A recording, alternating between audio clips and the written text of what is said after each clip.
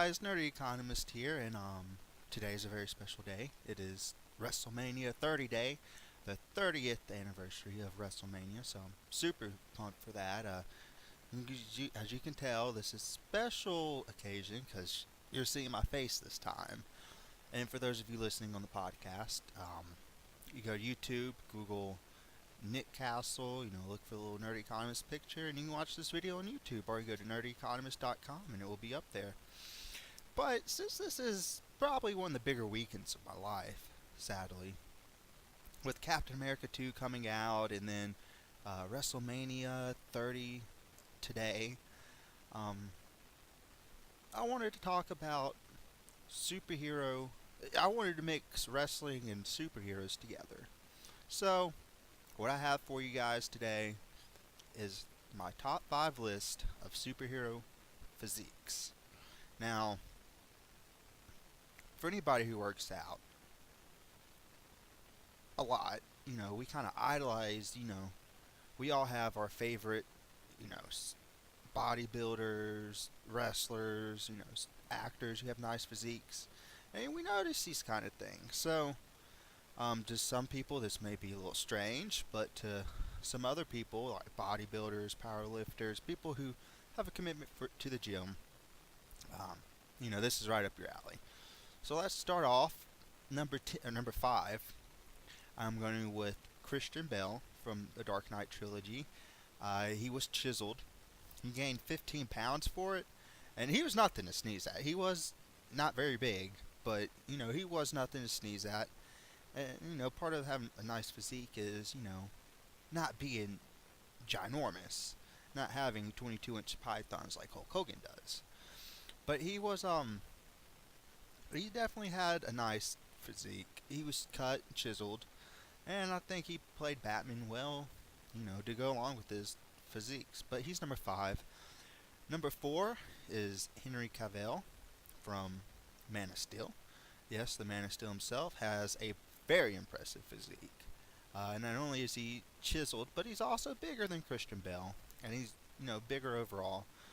But this list, Christian Bale is the obvious number 5, and I think 4 and 3 are kind of interchangeable. But 4, I'm putting Henry Cavill. I don't think he had much of a chest, but it was good. He had a nice physique. Number 3, Wolverine himself, Hugh Jackman. This man's 40. Or he's over 40. He's old. And 40 is, once you hit 35, it's hard to look like Hugh Jackman did for Wolverine and all the X-Men. And he definitely looks cut out his mind in X-Men's Days of Future Past. So I'm going to give him the 3 spot. He's way more diced up than Christian Bale. But, they're comparable size-wise. Christian Bale may be just a tad bit bigger, but Hugh Jackman's just diced up, and he's older. And to look like that when you're an older person is just amazing.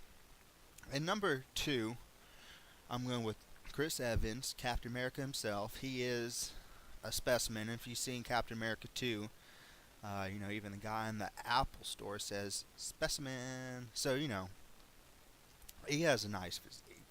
He has size, and, he's not ginormous. Like, I'd rather Captain America be ginormous. But he definitely has a very, very nice physique. Especially in the first Captain America movie, where you see him come out of the, after getting the serum injections. Man, he all-around quality physique. Nice body. Chiseled. And he has some mass. And number 1, obvious number 1, Chris Hemsworth from Thor.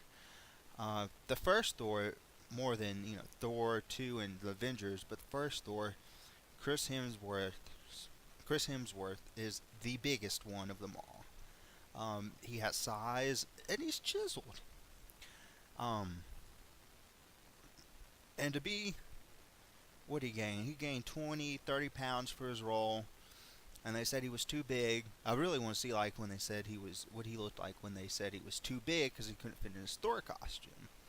But he was a pretty big guy in the first Thor, and then it looks like he lost some of it, but still, I think he has the best body in Hollywood. Um, so he's my number one. A couple honorable mentions. Ryan Reynolds, of course, when he played Deadpool in the Green Lantern. He actually probably should have been on the list, but I'm biased towards Batman, so, if you may just want to cite him in 5 or 4, then be my guest. That's not going to hurt my feelings, but I'm biased towards Batman. Is there anybody else? You have Green Lantern. That's about all I can think of. So Green Lantern's an honorable mention. Um, Hulk, he's an honorable mention. I mean, he should be number one if he wasn't completely CGI, but, it's whatever. So, there's my top 5 list. I'll run it down in a little quick version. Number 5, Christian Bale from Dark Knight Trilogy. Number 4, who was number 4? Henry Cavill from Man of Steel. Number 3, Hugh Jackman from the X-Men and Wolverine series. Number 2, Chris Hemsworth from Captain America and the Avengers. And Captain America the Winter Soldier, of course. And number 5 is Thor, more particularly from the first Thor movie than Thor 2 and the Avengers. But he's still overall nice physique in those 2 movies. I may give the edge to Captain America in Captain America 2 versus Thor 2 and Captain America in Avengers. But, if we're going off, just overall, best physique in movie, it's Thor. And he has a nice physique. You just Google Thor workout and you'll see, a couple billion hits. And you'll see a lot of people claiming they know what he did. But, they kind of kept it under wraps. So, maybe he's juicing up. I don't know. Probably, I wouldn't be surprised. But, Chris Hemsworth, definitely best physique overall. And if you have not seen Captain America 2 yet, I highly suggest it.